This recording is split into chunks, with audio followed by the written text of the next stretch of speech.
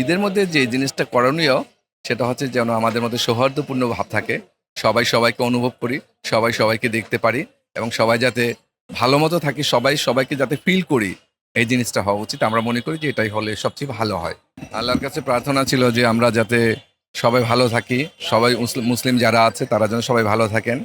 পৃথিবীতে যত মুসলমান আছেন সবাই যেন সুখী হয় এবং তাদের মধ্যে যত পেরেশানি এসেছে আল্লাহ যেন তা দূর করে দেন। আল্লাহর কাছে এটাই প্রার্থনা ছিল। না, আলহামদুলিল্লাহ আল্লাহর রহমতে রমজান আমাদের ভালো কেটেছে। দ্রব্যমূল্য বা বিদ্যুৎ নিয়ে কোনো সংশয়ের মধ্যে আমরা পড়িনি। একমাত্র লেবু ছাড়া সবকিছুতে আমরা ভালো ছিলাম। আলহামদুলিল্লাহ, এটা ভালো ছিল। শুকর আলহামদুলিল্লাহ আল্লাহর কাছে। আসলে যে কি করা হয় এবং কি করণীয়, এই দুইটা বিষয় দুই জিনিস। একটা হচ্ছে করা হয়, যে জিনিসগুলো করা হয়ে থাকে আমরা অনেক সময় যেটা হচ্ছে যে আমাদের ইসলাম পরিপন্থী যে বিষয়গুলো আছে সেখানে অনেক জায়গায় আমরা অনেক কিছু করে থাকি।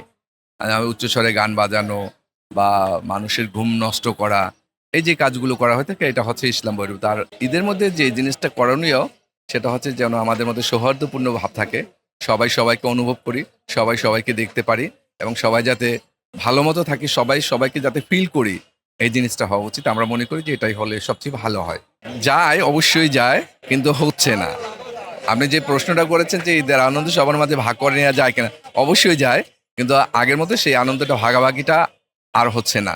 বাধাটার অনেকগুলো বাধা আছে, যে আমাদের মন মানসিকতার অনেক পরিবর্তন হয়েছে।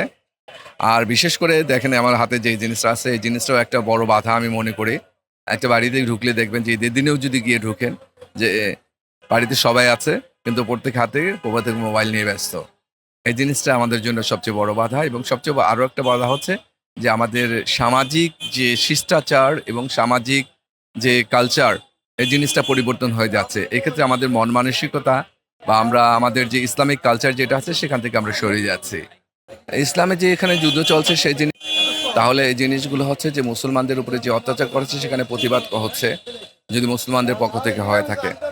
আর অন্যান্য যারা করছে সেখানে কিন্তু আসলে কোনো যৌক্তিকতা নাই, কোনো লজিক নাই। লজিকবিহীনভাবে এই যুদ্ধগুলো চলছে, ইসলামের উপরে যেগুলো হচ্ছে সেটা আসলে কারোর কাম্য নয়। ইসলাম শান্তির ধর্ম, ইসলাম সবসময় শান্তি কামনা করে এবং ইসলামের কাছ থেকে যে জিনিসটা চাওয়া হয়, ইসলাম কিন্তু কখনোই বলে না যে অন্য ধর্মের উপরে অত্যাচার করে, এবং ইসলাম কখনো এই জিনিসটা করে না। নিজে থেকে গিয়ে কোথাও কোথাও কখনো ইসলাম কখনো কাউকে আক্রমণ করেনি। যখন আক্রমণ হয়েছে তখনই তারা প্রতিবাদ করেছে বা প্রতিহত করার চেষ্টা করেছে। কিন্তু অন্যান্য ধর্ম থেকে যেটা করা হচ্ছে, আমি ধর্মকে দোষ দিচ্ছি না, দোষ দিচ্ছি সেই মানুষগুলোকে যারা এই কাজগুলো করছেন।